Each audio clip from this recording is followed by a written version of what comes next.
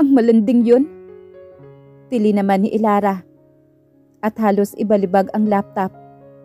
Matapos basahin ang official statement ng matingkad na sining patungkol sa kadadaos lang na gawad parangal para sa mga bagong binhi ng sining. Umamin ang matingkad na sining na may naganap na dayaan noong nakaraang event. Humingi rin ng tawad ang matingkad na sining kay Jade na siyang labis na naapektuhan sa mga nangyari at naglabas ng kopya ng lehitimong listahan na magpapatunay na kabilang nga si Jade sa top 10 emerging artist. I so hate you. You two-timing war. Hindi ka pa nakontento kay Vander? At gusto mo pang agawin sa akin si Alexander? Makikita mo. Ilalabas ko ang baho mo. Galaiti na wika niya. Kung nalaman lang sana niya na magaling mangakit ang asawa ng kapatid ni Alexander. Hindi sana siya pumayag na bumalik ng San Ignacio si Alexander para sa kaarawan ng ama nito. Naniniwala siya kahit na ilang beses nang tumanggi ang lalaki na seryosuhin ang ugnayan nila, ay siya pa rin ang pakakasalan nito sa huli. Maayos naman ang pakikitungo ni Alexander sa kanya. Malamig ito, matigas, at palaging subsub sa trabaho. Pero yun talaga si Alexander.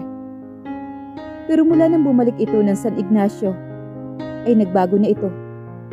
Hindi na ito palaging sumasama sa mga kaibigan nito. Palagi itong may malalim na iniisip. Maraming pagkakataong wala ito sa opisina nito. At ang sabi ng sekretarya ay may pinupuntahan daw itong importante. And the worst, he defended a woman in front of her at a lot of people. He never defended anyone before. Gaano ba kaimportante ang Jade na yon para ipagtanggol nito ng ganoon kasigi?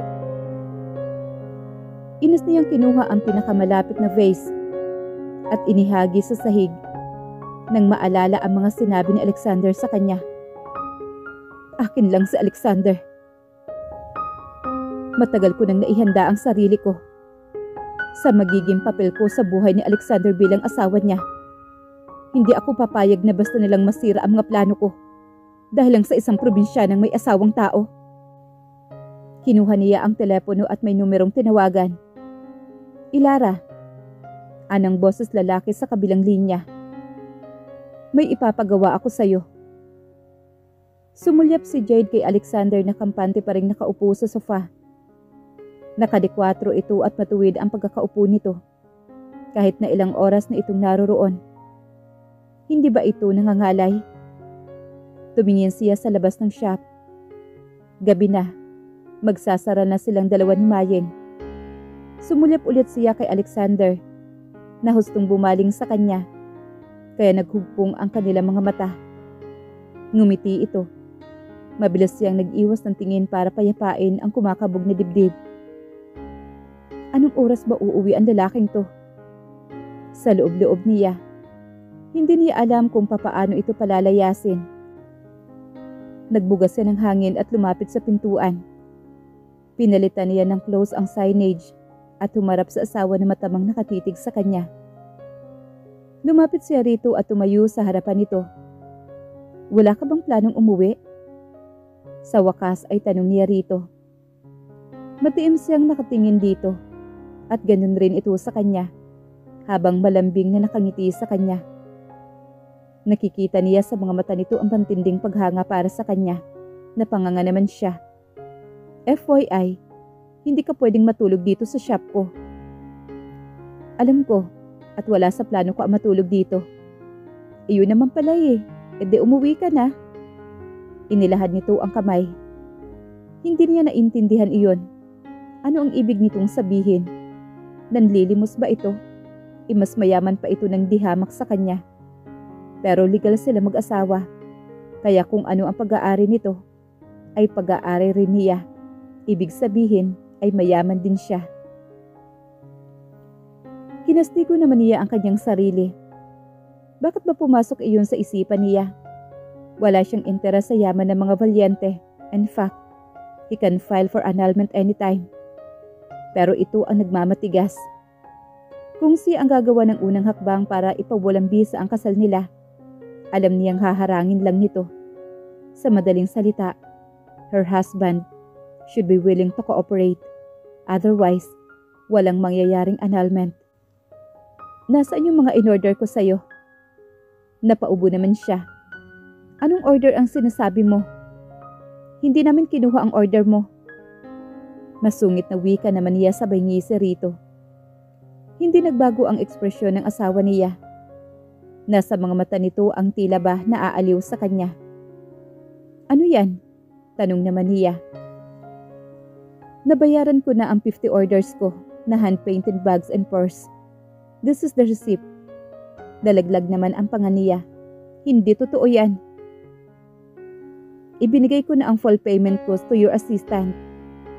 Ito yung signature niya sa resibo. Nakangiti pa rin ito. I would have paid for 1,000 orders. Pero ayaw tanggapin ni Maying. Imposible raw. Dahil marami ka pang tatapusin. Hinablot niya ang pinakita nitong resibo at idinilat ng husto ang kanyang mga mata. Lagot si Maying sa kanya mamaya. Bakit nito tinanggap ang orders ni Alexander? Maying? Gigil niyang tawag sa assistant. Mariing na pangiti naman sa kanya si Alexander. Umuwi na siya. Ano? Hindi siya umuwi nang hindi nagpapaalam. Nagpaalam siya. Pero, busy ka sa kakatingin sa akin. Sabay kindat nito sa kanya. Ibinuka niya ang bibig para magprotesta. Pero wala siyang maapuhap na sasabihin dahil totoong pasulyap-sulyap siya rito. Hindi naman ito lumilingon sa direksyon niya. Hindi niya alam na alam pala nito na patingin-tingin siya rito. Hiyang-hiya naman siya. Gusto niyang lumubog sa labis na pagkapahiya. Napaigtad siya nang bigla na lamang tumayo si Alexander at hinaplos ang pisngi niya. Namumula ka, wife. Umigting ang mga panga nito na tila nagpipigil. Kapag laging ganito kang namumula, ay baka hindi ko mapigilan ang sarili ko. Anong pinagsasabi mo riyan? Humugot ito ng hangin at matagal siyang pinakatitigan. Seryoso ang mukha bago ito umiling at ngumiti sa kanya. Ibinaba nito ang kamay. Start working, wife. Marami ang in-order ko. Hindi ko kakayanin ang 50 orders mo. Then finish one. One is enough for me. 50 ang binayaran mo. I did pay for 50 orders. Pero isa lang ang kailangan ko. Hindi pwede. Kung isa lang ang kukunin mo, para sa isa lang din ang tatanggapin kong bayad. My wife has become so stubborn now. Napangiti naman sa kanya si Alexander. Finish one tonight. The remaining 49. Send them to my place. Tumango naman siya. Fair enough, okay. Tutok na tutok ito sa pagbipinta at hindi man lang nito nahahalatang pumasok na siya sa opisina nito. Inilapag niya ang tasa ng kape sa mesa at tumikim para makuha ang atensyon nito. Pinakaalaman ko na ang supplies niyo rito sa shop. Babayaran ko na lang. Magkape ka muna. Gumawa rin ako ng sandwich. Hindi mo na kailangang bayaran at busog pa ako. Mariin naman na pabuntong hininga sa Alexander at mariin siyang tumingin kay Jade. Pagkatapos ay kinuha niya ang sandwich at lumapit dito. Napatayo naman si Jade at lumapit sa sofa. Tumaas lang ang mga kilay niya, pero sinundan niya pa rin ang asawa sa sofa. Dala ang sandwich. Busog pa nga ako, huwag ka nga makulit. Reklamo naman ng asawa. Wala ka pang kain mula kaninang hapon. Sabi ko kanina magpapadeliver ako ng pagkain pero tinanggihan mo. I won't take no this time. Open your mouth. No. Naniningkit ang mga mata na wika naman ni Jade. No? Mariin siyang yumuko at napasiksik sa dulo ng sofa si Jade. Lumapat na ang likod na ulo nito sa pader. Itinukod niya ang isang kamay sa pader sa bandang gilid ng ulo nito. Ang isang kamay niya ay hawak ang sandwich. Open your mouth. I said no. Pagmamatigas naman ni Jade. Mariin na pangiti naman si Alexander sa nakikitang reaksyon ng kanyang asawa. You don't want to open your mouth? Talaga? Alright. Pagkasabi niyon ay humawak ang mga daliri nito sa baba niya para ibuka ang bibig nito. Natigilan naman si Alexander na matitigan ang mga labi ng asawa. Hindi niya kayang kontrolin ang sarili niya. Imbes na isubo rito ang sandwich, ay dinampian niya ito ng halik. Hinalikan niya ito. Nahulog na ang sandwich sa sahig at wala pa siyang pakialam. Nang makabawi sa pagkabigla si Jade, ay itinaas nito ang isang kamay para manulak.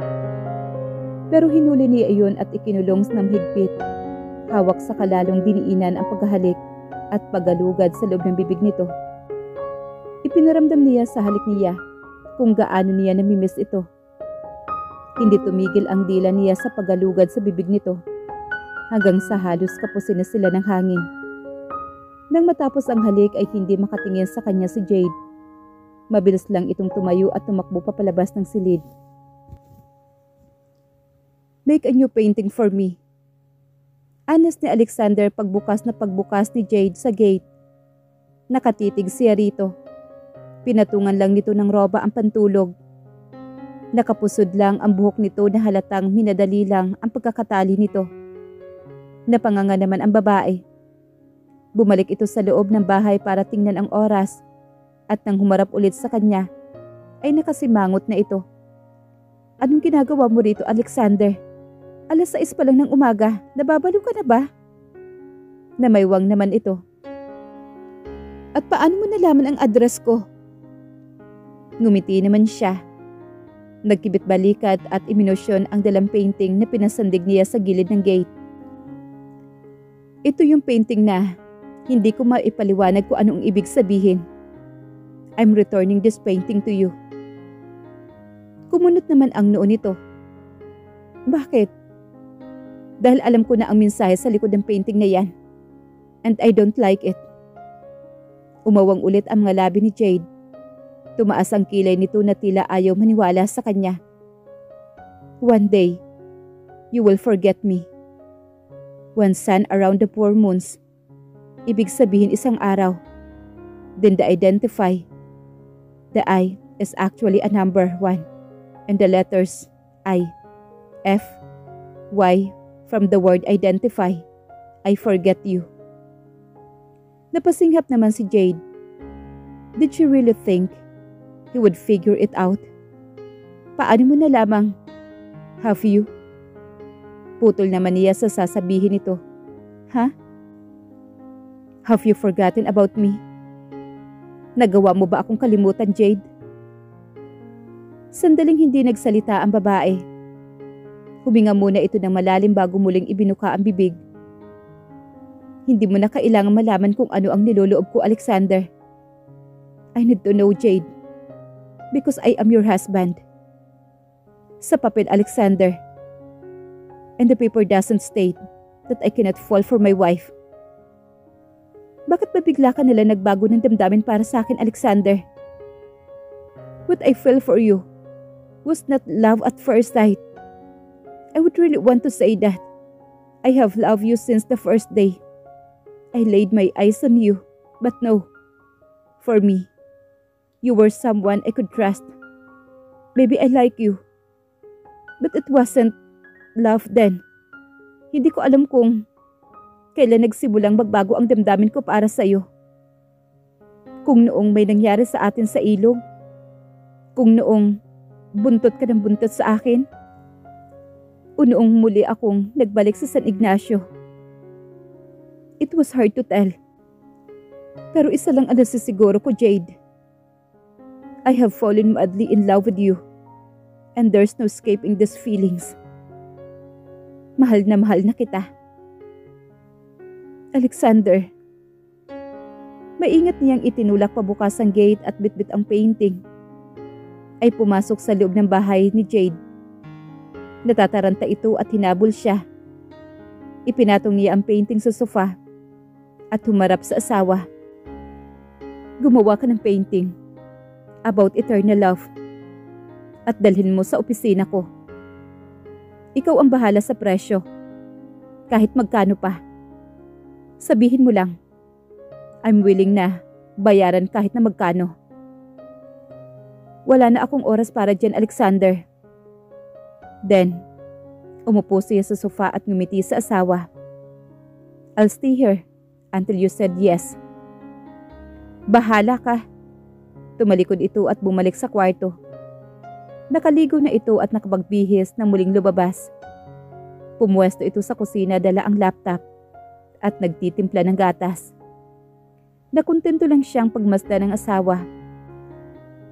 Sa pagiging simple ng asawa, mas tila ba nahuhulog siya dito ng sobra.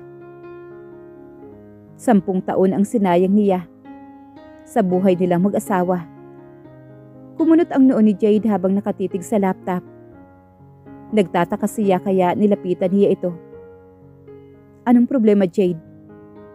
Tumingala sa kanya ang babae. Wala. Hindi siya naniwala rito. Umupo siya malapit dito. Nakabukas ang website kung saan nakasulat ang akusasyon na mang-aagaw si Jade, na ito ang dahilan kung bakit naghiwalay sila ni Elara. Nakasulat din doon na may asawang tao si Jade, pero inahas pa rin nito ang kapatid ng asawa nito.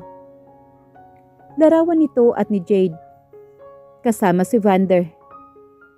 Tinawag itong malandi mang-aagaw. Hindi kontento sa asawang mukhang pera at pa-victim. Marami nagsasabi na hindi karapat-dapat ng pamabilang ito sa top 10 emerging artist. Ang website na yon ay pamuso sa mga artikulo tungkol sa buhay ng mga kilalang tao sa lipunan. At dahil nakaladkad si Jade sa gulo ng nakaraang gawad parangal, ay naging maugong ang pangalan nito. Nahuwag daw siya magpapaloko sa babae. Kumuyom naman ang mga kamao niya at umigtim ang mga panga. Hayaan mo na yan. Hindi naman ako apektado. Huwag mo nilang papansinin. Pasasaamba't malalaman din ng mga yan na mali ang mga akusasyon nila sa akin. Hindi pa man sila humihingi ng tawad ay pinatatawad ko na sila. Matiim na pakuyom naman si Alexander. Jade. Kinuha niya ang laptop at nagtitipa. Kung ano-anong numero at simbolo ang lumalabas sa screen na alam niyang hindi naiintindihan ni Jade. At pagkatapos nun, bigla na lang nawala. Nasaan na? Nirefresh nito ang site, pero wala nang lumalabas maliban sa error message. Anong ginawa mo? Pinawi ko na. Paano?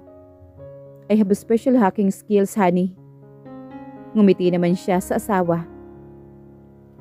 Napatili naman si Elara nang sabihin ni Aldo na burado na ang site kung saan nila in-upload ang mga pictures ni Jade, kasamang asawa nitong si Vander. Kahit nahanapin nila sa ibang site na nagre-upload ay pulos deleted na ang litrato. Na-override daw ang access nito at nabura ang lahat ng kopya. Galit na galit naman si Elara. Kailangang magising ni Alexander sa kabaliwan nito. Hindi na malaya si Jade. Siya ang nararapat nitong pagtuunan ng pansin. Sumugod siya sa kumpanya ni Alexander sa entrada pa lang, ay hinarang na siya ng guard. Tinabig niya ang kamay nito at pinagtaasan ito ng kilay. Hindi mo ba ako kilala? Gusto mo bang sabihin ko sa kanya na patalsikin ka? Nanatiling formal naman ang mukha ng guard. Pasensya na po, pero si Sir Alexander mismo ang nagsabing huwag kayong papapasukin. What? You're lying. Bakit naman sasabihin niya yon? Ay girlfriend niya ako. Tinitigan siyang mabuti ng guard bago ito umiling. Miss, imposible ho ang sinasabi niyo. May girlfriend na po ang boss namin at hindi ho ikaw yon. Halos lumabas naman ang litid niya sa leeg sa pagkainis. Sinong girlfriend ang sinasabi mo kung hindi ako? Si Miss Jade po. May direct order po galing sa CEO na ang pwede lang papasukin ng walang appointment ay si Miss Jade lang po. Nagusok ang ilong niya. Napaikot na ng tuluyan ni Jade sa mga palad nito si Alexander. FYI, that woman is already married. Hindi nakasama po sa pinag-uutos sa amin ang usisay ng buhay ng taong mahalaga kay boss. Basta po, hindi kayo pwedeng pumasok. Pagmamatigas naman ng guard. Mariing napasigaw naman si Elara. Pagkatapos mag-iwan na matalas na tingin sa gwardya. Can I talk to you? Nakasandal si Ilara sa gilid ng pintuan ng kondo niya. Gusto sanang iwasan ni Alexander ang babae pero makulit ito. Inireport sa kanya ng guard kanina na gusto sana siyang makausap ni Ilara pero hindi ito pinapasok. Akala niya ay titigil na ito pero ngayon ay nasa harapan niya ito. Anong gusto mong pag-usapan natin, Ilara? Matabang niyang tanong naman sa babae. Let's talk inside. No. Dito muna sabihin sa labas kung ano man iyang gusto mong iparating sa akin. Nagbuga naman ito ng hangin. Okay, fine. Lumapit ito sa kanya at sinubukang haplusin ang pisngi niya.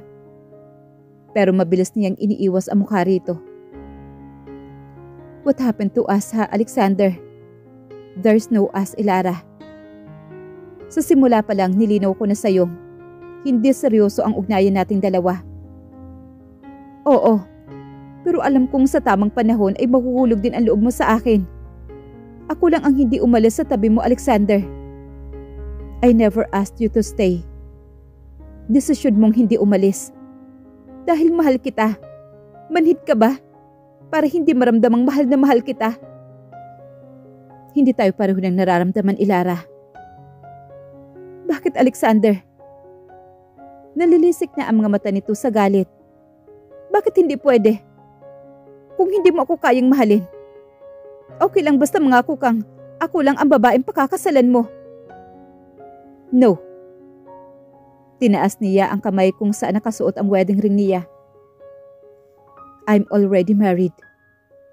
At kahit hindi man ako kasal, I don't think I would ever fall in love with you. Hindi totoo yan. Totoo, Ilara.